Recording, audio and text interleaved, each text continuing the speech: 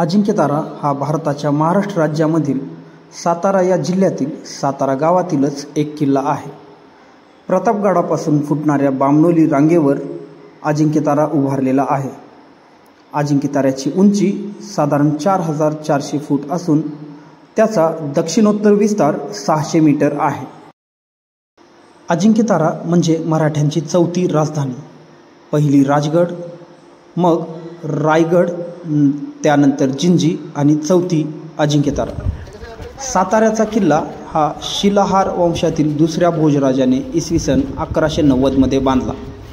पुढे हा किल्ला बहामनी सत्तेकडे आणि मग विजापूरच्या आदिलशहाकडे गेला. इसवी सन 1580 मध्ये पहिल्या आदिलशहाची पत्नी चांद बीबी हिला किश्वर खान याने कैद करून ठेवले होते. या किल्ल्याचा उपयोग 17व्या शतकाच्या मध्यापर्यंत जेल म्हणून केला जात असे. तर आपण इथं आलेलो आहोत किल्ले अजिंक्यतारा बघण्यासाठी आणि आपल्या समवेत आहेत खरात सर, मडके सर, कुचेकर सर. तर मडके सर आपल्याला या किल्ल्याविषयी थोडक्यात माहिती सांगतील. नमस्कार.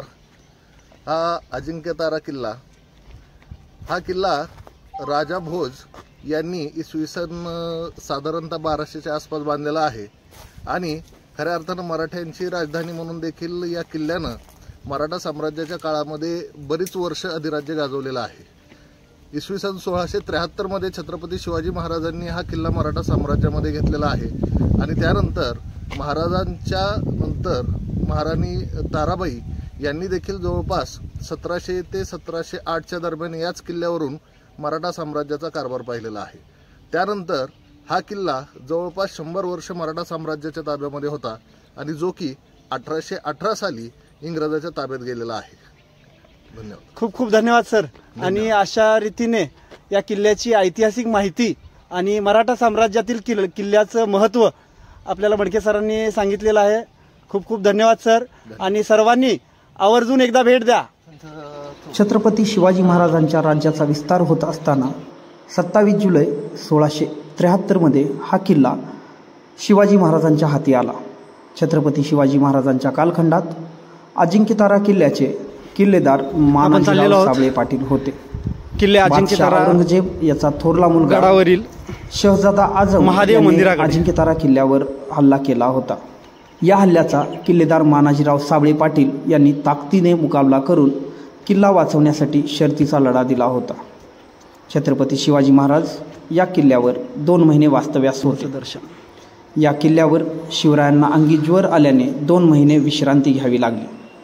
शिवाजी महाराजांच्या मृत्यूनंतर 1682 मध्ये औरंगजेब महाराष्ट्रात शिरला. इसवी सन 1699 मध्ये औरंगजेबाने साताऱ्याच्या दुर्गाला वेढा घातला. 21 एप्रिल रोजी किल्ला सुभानजीने जिंकून घेतला. किल्ल्यावर मोगलाई निशाण फडकण्यास तब्बल 4.5 महिने लागले. ताराराणीच्या सैन्याने पुन्हा किल्ला जिंकला आणि त्याचे नामकरण अजिंक्यतारा केले. पण पुन्हा किल्ला मोगलांच्या स्वाधीन झाला. मात्र 1708 मध्ये छत्रपती शाहू महाराजांनी हा किल्ला घेतला आणि स्वतःचा राज्याभिषेक करून घेतला. मराठी साम्राज्याचा कारभार हाकताना छत्रपती शाहूंनी सातारा शहराची स्थापना केली. दुसऱ्या शाहूंच्या निधनानंतर हा किल्ला 11 फेब्रुवारी 1818 मध्ये इंग्रजांकडे गेला.